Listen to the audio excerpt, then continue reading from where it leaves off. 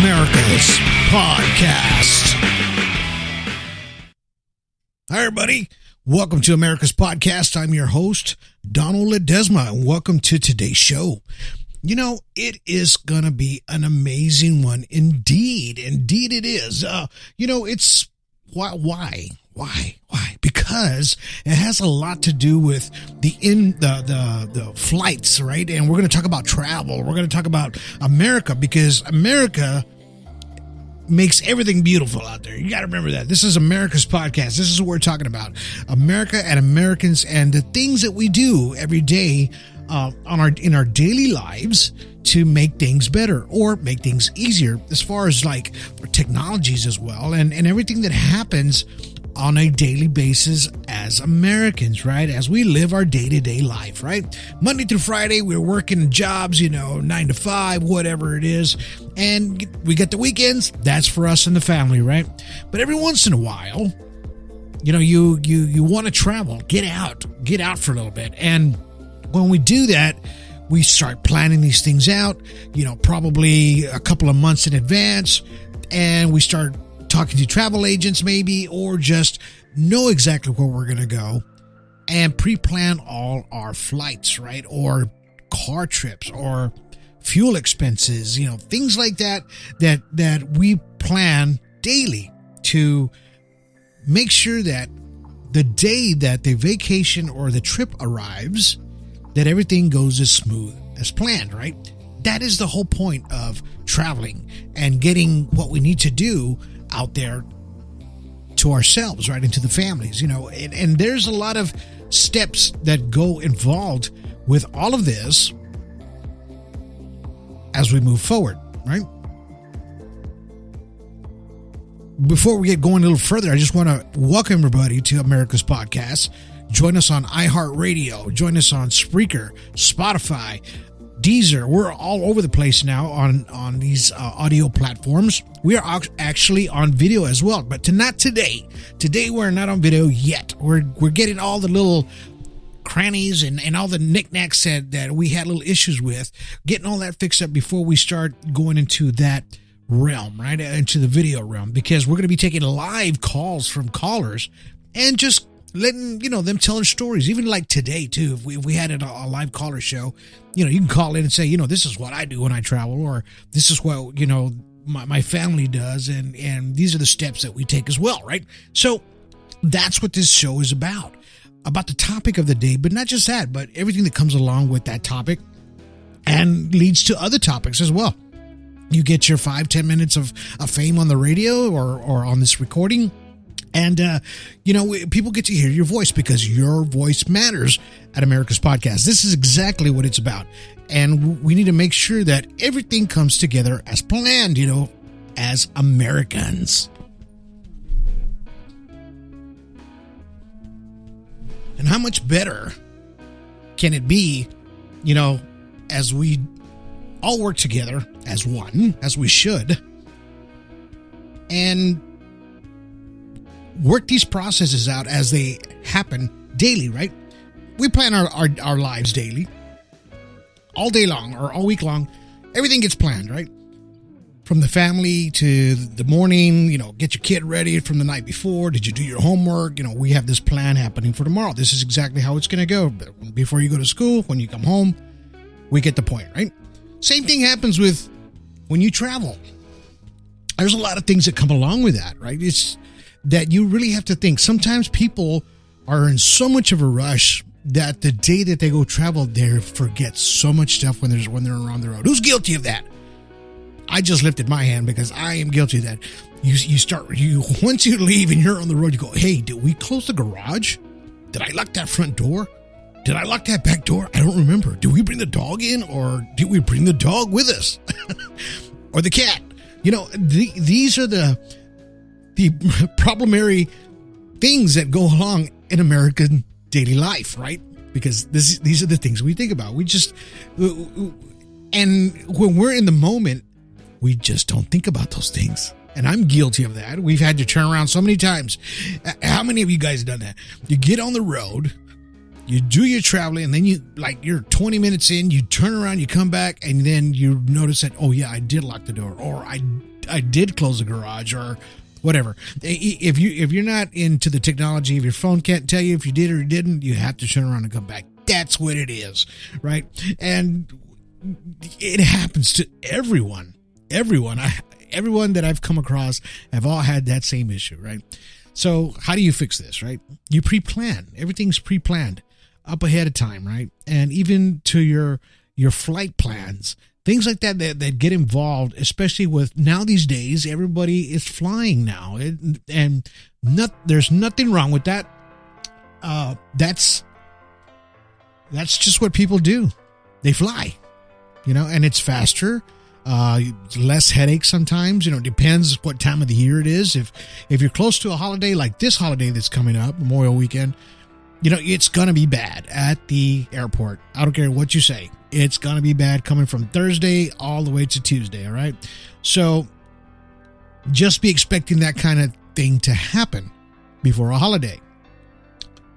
So pre-plan your flights accordingly, and just make sure you have all the bells and whistles taken care of as far as that is concerned. And that way you don't have to worry about it, right, anymore. And there's a lot of statistics out there, and I'm going to read a little bit to you that it says the number of air passengers worldwide has consistently increased over the past decade. Since 2019, before COVID pandemic, global air traffic reached approximately 4.5 billion passengers. Wow, that's a lot. This represented near doubling of the passenger numbers since 2009. Highlighted in the industry's rapid growth, right? The International Airport Transportation Association projected the global passenger numbers would reach $8.2 billion by 2037, right? I don't know if I'll still be around then by then, but maybe. I don't know. We'll see. Driven by rising incomes, expanding middle class, and developing regions in the Asian Pacific, right? So it's kind of predicting, and it's kind of telling you that this is the possibilities that could happen in the near future as far as the air industry, right? And that's a lot of people that has doubled, right, in flights alone. Now, just a few months ago, when school ended, and I was able to send my son to go visit my sister there in New Mexico. He's only flown by himself once when he was a small child, but he flew with his brothers. But this time he was able to fly by himself at 15, right? So I said, "Hey, can you do it?" He goes, "Yeah, I think I can do it." All right. So I was kind of worried, mind you. I've never sent him like that, but we don't fly much here. We just we're over the road people. We love to drive everywhere we go because that's just who I am. Anyway, I sent him on this trip to New Mexico, and he had took off from South Texas here, and he had to switch airplanes up in Houston. Like some people say up there in that area. So he had to switch his flight there, and then from there it took him directly to Albuquerque, where he was picked up there, right? So it went relatively really smooth. I was very impressed by how fast he went in through security, checked in, took his carry-on only. That's all he had with him. And, and he was able to jump on that flight, and he was able to navigate himself through the big airport and jump into another flight and do this all alone, right? Which I was worried. I'm a worrywart as a parent. And I was like, well, he did it. So then came the return flight 2 months later. And he pulled that off beautifully as well on the way back home. And it went very smoothly. I was very impressed. So what I'm trying to say here is the air traffic and the airports out there, it seems like they have a system that's pretty good. Right? Pretty darn good. Everything went down pretty smoothly as far as that. Even though we planned this trip 1 month ahead. Of course, if you do that, your flight is a little bit less expensive. So kind of think about that too. So when you're going to plan a trip, plan it a few months in advance. You don't have to pay very high prices in tickets. Find your whichever travel app that you're using, booking.com or whatever travel one you use. Sometimes you can find one of those cheaper ones out there and get you a nice flight wherever you need to go. And there's some nice budget ones.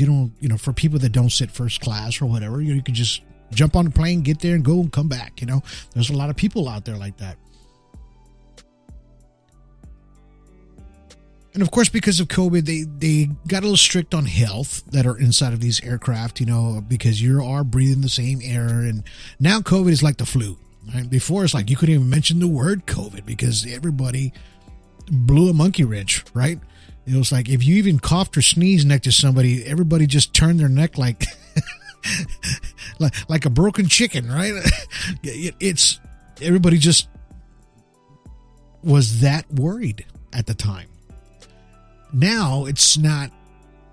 Now it's like the flu. It's all over the news now. It's like, oh well, it's another round of COVID is coming through, and they've pretty much just like the flu. Okay, so now that we've gone past that, people still use masks if they got a head cold. I get it. That's fine. That's perfect. You want to use that inside the aircraft? Go for it. You're just kind of keeping the germs away from everybody else. That still applies today inside of aircraft. If you are have some kind of symptoms of it, right? They don't shoot the thermal laser at your head anymore, but I'm sure they're going to they do have scanning devices to scan your whole body that will actually scan the temperature of your body. Okay. So I'm sure that's coming in the near future, but, just make sure that you're covered in that basis, right? This is what I'm getting along. And they have the baggage handling, make sure that your baggage is weighed in. Here we go. Or you have a carry-on light enough. I think it's under 50 pounds or something like that you can carry on with you. So, and then anything after that, they charge you for it. Hey, it is what it is, right? It's just like the airport, just like the snail mail or any kind of FedEx, UPS. It goes by weight. That's what they're going to charge you for. It is what it is. So, all these flights that happen on a daily basis, we have to make sure that all your bases are covered in that sense to where you already know where your flight is, where your terminal is going to be, where the next terminal is where you're going to find where you need to be at the next one. If you have to jump from airplane to airplane, and so on. Here we go, right? And everything seems to be super smooth now. In that sense. But there's a lot of things that come along with it, especially like what I just talked about when you're traveling as well, right? And sometimes we always think of when these flights are up in the air, what's the difference between driving and flying, right? I mean, of course you're going to get there faster than an airplane. People think that the emissions are going to be because of the green gases and, global warming, all the good stuff that comes along with all that stuff, right? And I got some numbers behind that. So, and these are the emissions that come off an actual aircraft per mile, right? And so on a domestic flight, you got about 133 grams, right? On a long haul flight, you have about 102 grams plus another 93 grams, right? On a car, you have about 171 grams. And these are emissions, right? Per mile, CO2 emissions. So what we're seeing here is that a car will give you more, a little bit more emissions on your CO2 gases than it will on an aircraft. But on an aircraft, on a domestic and a long haul, this is where it surpasses the CO2 emissions on a car. A bus actually gives less at 104. A passenger car, 4-passenger car gives you 43. Domestic rail, 41. so on and so on, right? So we have these emissions that happen when you start thinking about, well, maybe I want to be more green, and just go more green that way and get on an airplane. Hey, an actual car will give you less emissions at 43 grams, right? So if you think about it, yeah. Okay. So this is like a smaller car, not one of them big old diesel cars or whatever, or a truck or whatever. And so before you make the decision whether you're going to fly, you're going to drive, this is what you do, right? And you think, well, which is the safest way? Hey, I'm going to give you the numbers on transportation injuries. So motorcycles are the highest at 366, right?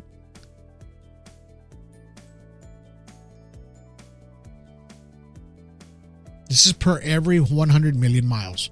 So cars and trucks, 48. Bus transit, 42 people. These are injuries.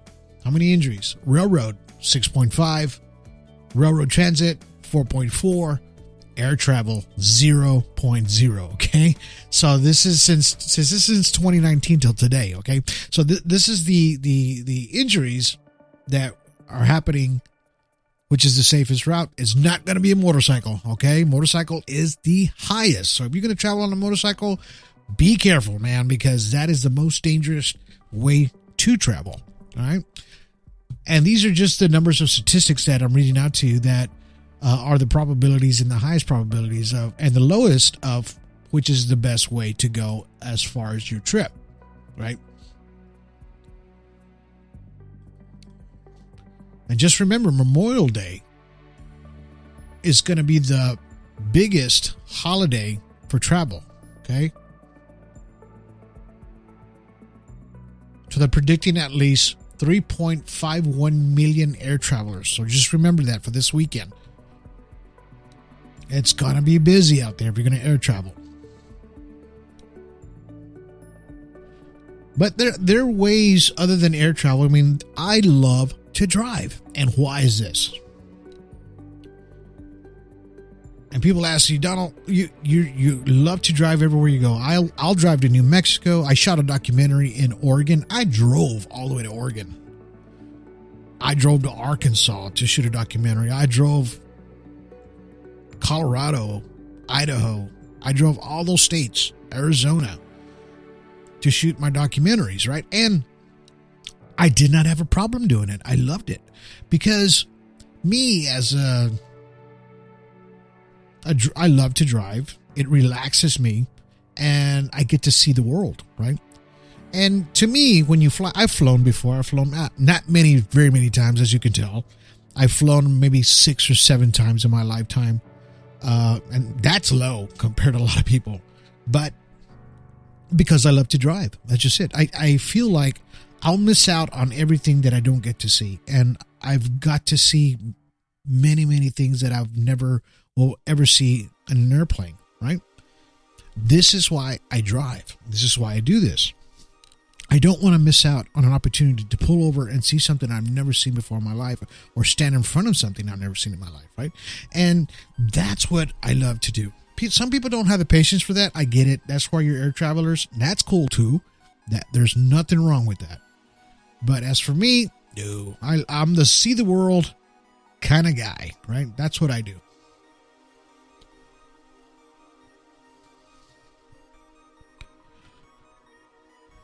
And there's an actual there's a lot of safety tips out there for traveling if you're going to travel. And I'm gonna there's 7 of them that I'm gonna read to you. This comes from a travel agency, and it's pretty good because it lets you think of the things that you forgot, right? Like I was talking about at the very beginning of this podcast. So it says, number 1, do your research. Get to know your destination in depth before you arrive. Read travel reviews. Consult locals' information about the safest neighborhoods, places to stay, and incidences of crime. Check your State Department's website for country updates or enroll in smart traveler enrollment programs. Says another important travel security precaution is to know whom to call in the emergency. Get the contact information to the nearest embassy or consulate, police station, or other local emergency departments. This is if you're traveling out of the country, all right? Same thing applies here in this country. Same thing, right? So,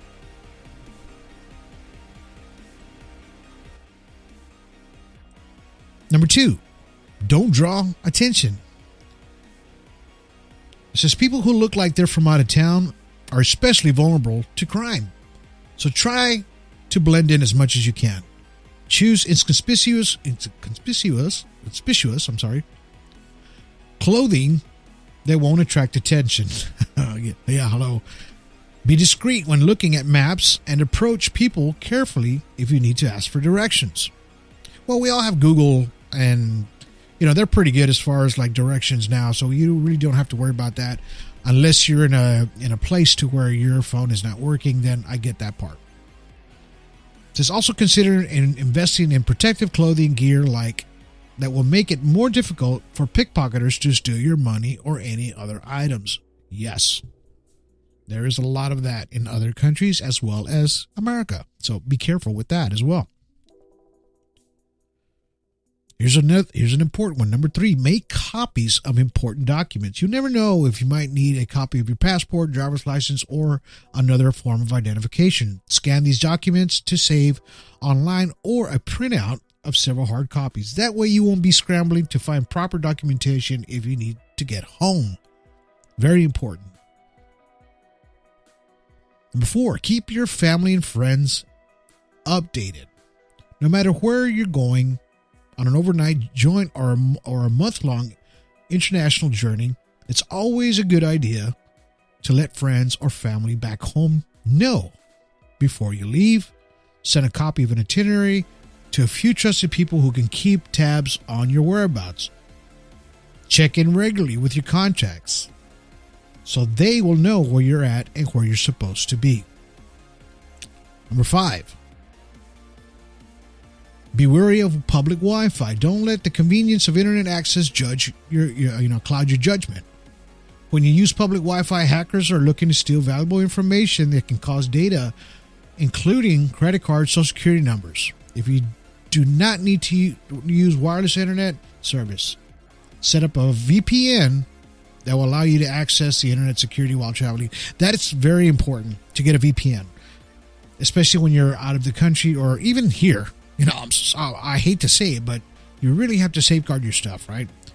Especially on your phone, because everybody's information is on their phone. It's like their wallet now. They don't forget their phone like they don't forget their wallet. It's the exact same thing, right?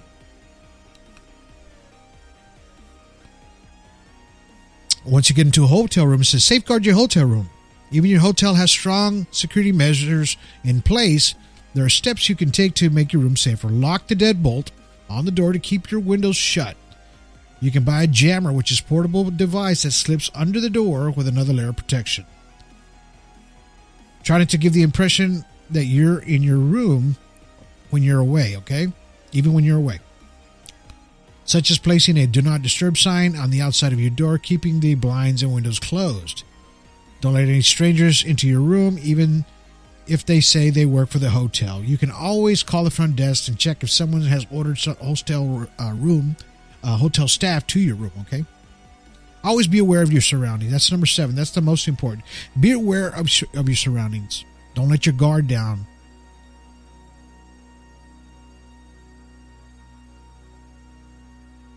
It says keep an eye on your personal belongings at all times. Use good judgment when talking to strangers.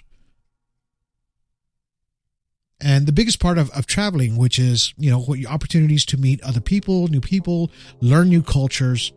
And, it's that is the fun part about traveling, right? But you still have to watch out for someone that's near you that's acting a little suspicious, right? If you feel uncomfortable, leave that area immediately. And those are the 7 safety tips when traveling, right? And man, that was important. I thought they were very important. And what do you do, right, in that situation to keep all your bases covered, right? So basically everything that I just told you, you're keeping your bases covered when traveling, right? And I think that's very important as a traveling, not just an American, but a traveling person that loves to travel. To be careful of your surroundings, know everything around you, prepare your flight, prepare your vehicle, even your fuel, know where your fuel stations are going to be. Even if you have a certain kind of vehicle that takes a different kind of fuel, right? Or EV, right? So electric vehicle, know where your plugs are going to be, where you can charge, quick charge, things like that if you're going to use electric vehicle. Now, I have a truck it's an older truck, but it uses diesel, and diesel is mostly everywhere, but there are some places where I cannot find it. So I really have to plan accordingly when I'm using that vehicle. So just kind of make sure that when you're out there traveling that you do that and plan everything ahead of time. Know your routes. I know people don't do it. They rely on the phone for everything. It's going to tell me where the gas station is. It's going to tell me where I can plug in. It's going to tell me, what if you don't have service? What if you go into mountains? I traveled so many mountains when I went out to Arizona, Utah, California, all in those mountainous areas. The beginning of the Rockies all the way up to Washington, Oregon State, right? Constant mountains. I was constantly out of service and signal, right? So, and if you do have Google, download the map that you need to, pre-download it before you know that you're going to go into mountainous areas. So that way, if you do lose signal, you still have the download on your phone and you could still use that instead of completely losing the signal and you don't see nothing on the map, just a little blue dot blinking, okay? So make sure that you do download the map in that country or that state or wherever you are. Keep it downloaded on your phone so that way if you lose signal, you're going to have that. And it'll give you the information. I mean, it might not give you the live information, but at least you'll know where something is at, where, you know, a turn is, maybe a gas station, anything like that. You'll know that that is going to be around, right? So, I mean, that's pretty much how you pre-plan everything before your trip, before you engage, before you move forward, right? And always be safe. Like I said in that little article, look out for your surroundings, look out for everything that's out there, because you never know when somebody's watching you or they know that you're an out-of-towner. You don't belong, right? Especially in another country. Like, I have a strong accent sometimes, you know, when I speak, and people can tell, hey, you're from Texas. Or when you go to other states, they can, just by your accent, they can tell you're not from there, right? So, and most times that will give it away, but try not to make it too obvious. But if you're in another country, it is what it is. I get it, right? There's just no way around that part.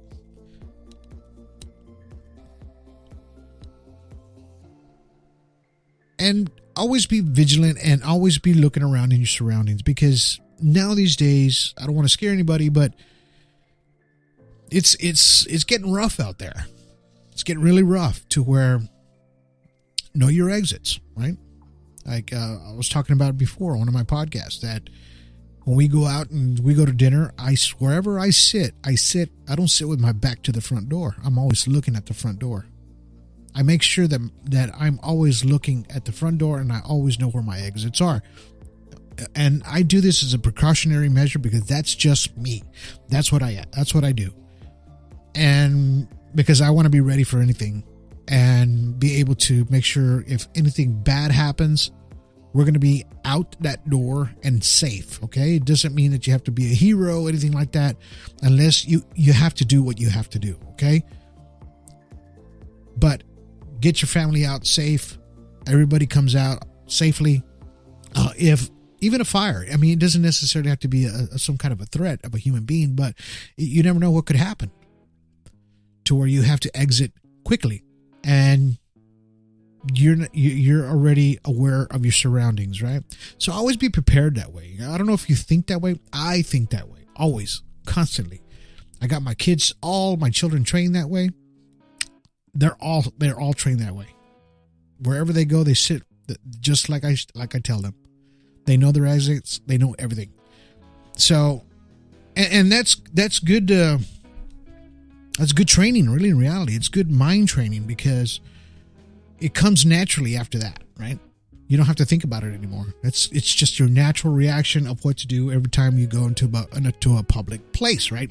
Large gatherings, things like that. So just be careful in that sense. Podcast before this, I talked about social media and the health impacts of what could happen to you if you're on your social media too much. And basically, what all that's saying is, if you put your nose in your phone too much, you're not going to know what's going on in the outside world. So, same thing applied what I just talked about. The restaurants, always looking at the front door. I always put my phone down. I look at my phone I limit myself, so that way I'm looking at everything, because I want to make sure I catch it before it happens, okay? And that's what I'm trying to say. So, always be aware of your surroundings. Don't let the bad guy catch you with your pants down. In other words, what I'm trying to say. Looking at your phone, all right? So, listen to that podcast before this one. It's a great podcast, very informative, and it gives you a lot of insights on social media and the mental health awareness that happens to people. Believe it or not, it's even happened to me. It's happening to me today. But this is part of the traveling, right? And the travel awareness that we need to have before a trip, before, during, and after. Even when we get home, make sure when you get back home, you check all your doors, make sure everything's the way you left it, just to be safe. Tell your neighbors that you're leaving, if you got good neighbors, and notify them when you got back.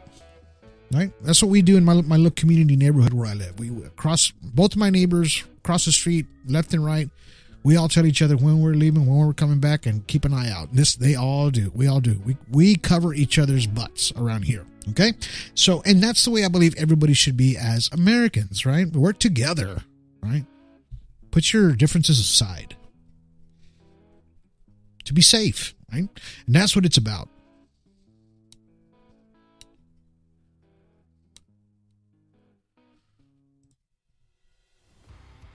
All right, guys. I hope you guys enjoyed today's podcast, America's podcast, as we talked about travel, right? You know, I thought it was super important to bring up this subject here on America's podcast, because you got to be aware of your surroundings, man. That's just how it is. That's just how it is. Good jam right there. So, you know, we got to make sure that we're always watching our surroundings. Follow those 7 steps I gave you. Follow us here on America's Podcast, iHeartRadio, Spotify, Spreaker, Deezer, Apple Podcasts. We're everywhere. We're on Facebook. Click on all my links on the description to this podcast. On there, you'll find everything from America's Podcast. We will be coming on live this week. We're going to be talking about the blue-collar worker. Yes. That's going to be the next podcast, number 5, all right? So be prepared for that. That's going to be taking live calls. We're going to have a live phone number on there. You can call in, talk about your job, talk about how much you love it, talk about how much you hate it, anything, as long as you're respectful, all right? I'll put you on the air, on the phone. You'll have your 5-10 minutes of fame. We'll have a nice conversation here on America's Podcast. I hope you enjoyed today's episode as much as I did.